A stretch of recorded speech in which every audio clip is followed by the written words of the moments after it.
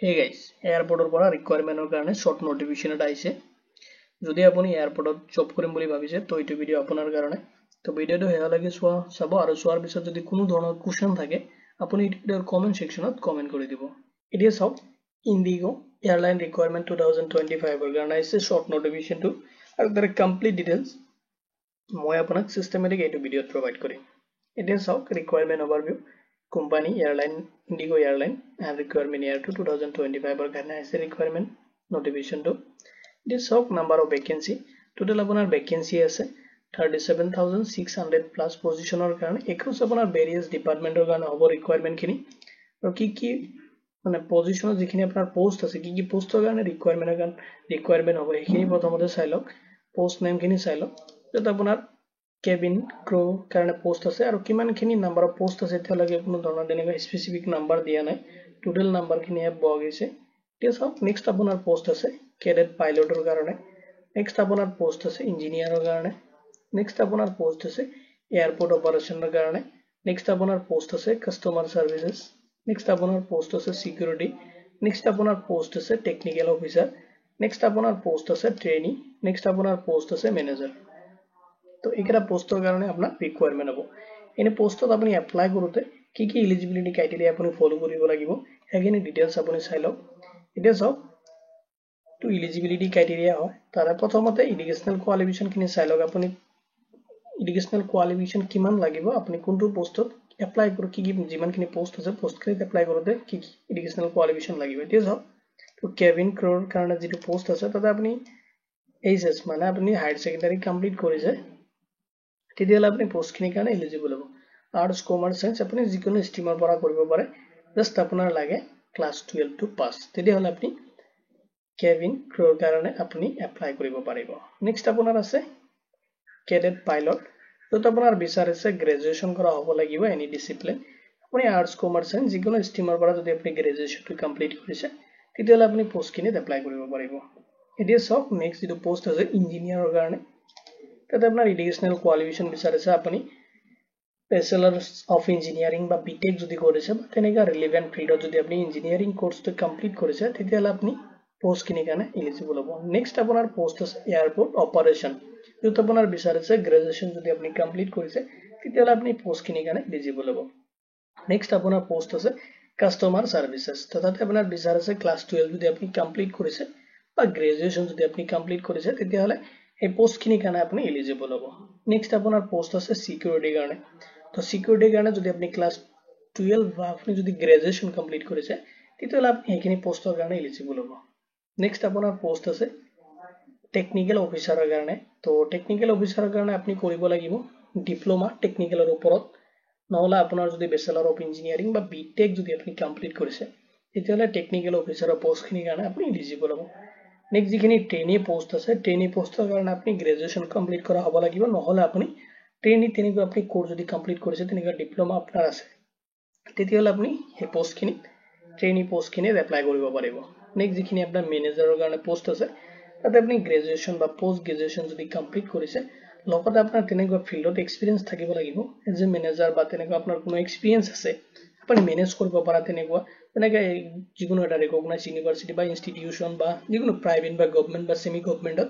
আপুনি যদি তেনেকুৱা মেনেজাৰ বা মেনেজমেন্টৰ কাম কৰি পাইছে তেনেকৈ এক্সপেৰিয়েন্স আছে তেতিয়ালে আপুনি মেনেজাৰৰ পোষ্টৰ কাৰণে এলিজিবল হ'ব এতিয়া চাওক এলিজিবিলিটি ক্ৰাইটেৰিয়াত নেক্সট যেটো এলিজিবিলিটি ক্ৰাইটেৰিয়া হয় এজ লিমিট আপুনি এপ্লাই কৰাৰ আগতে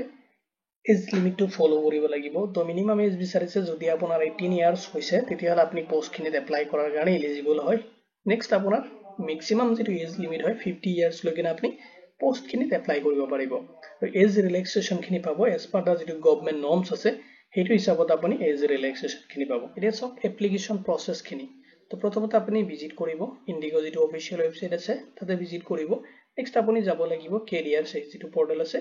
বা সেকশন আছে তাতে আপুনি ভিজিট কৰিব লাগিব নেক্সট আপুনি এক্সপ্লোৰ কৰিব লাগিব কাৰেন্ট যেটো আপোনাৰ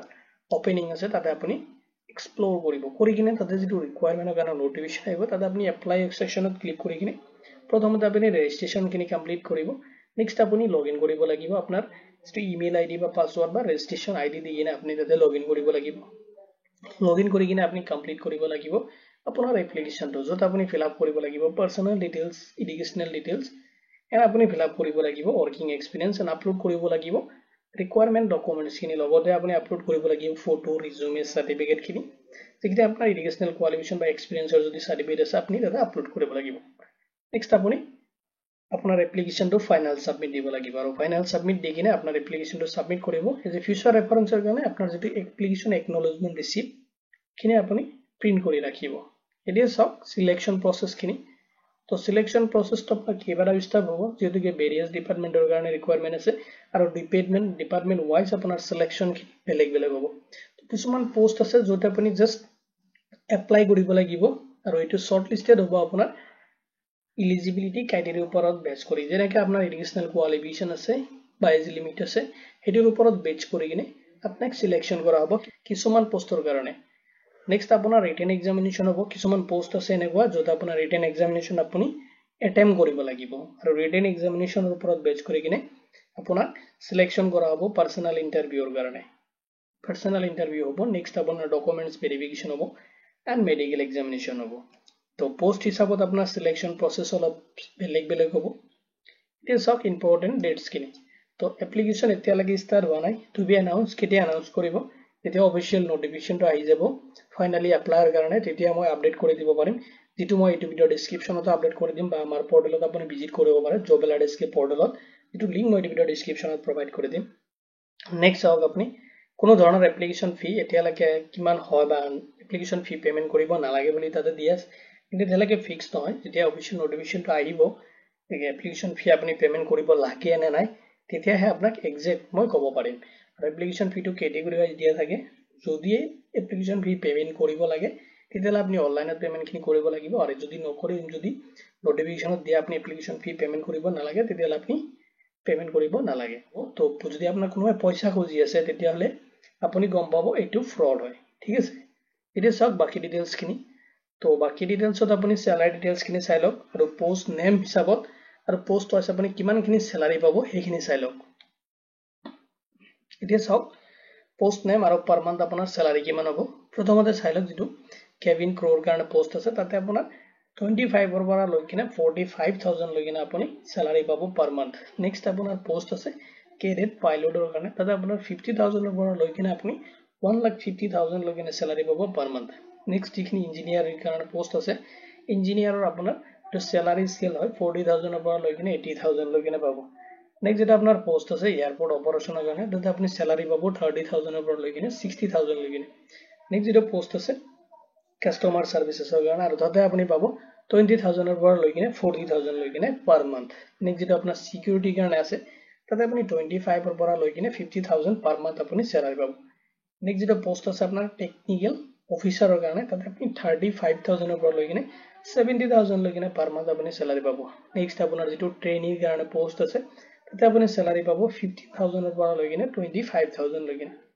নেক্সট যেটা পোষ্ট আছে মেনেজাৰৰ যিখিনি পোষ্ট আছে তাতে আপোনাৰ এক্সপেৰিয়েন্সও বিচাৰিছে তাতে আপোনাৰ স্যালাৰি স্কেলটো অলপ বেলেগ হয় তাতে আপুনি 60000 ৰ পৰা লৈ কিনে 120000 লৈ কিনে পাব স্যালাৰি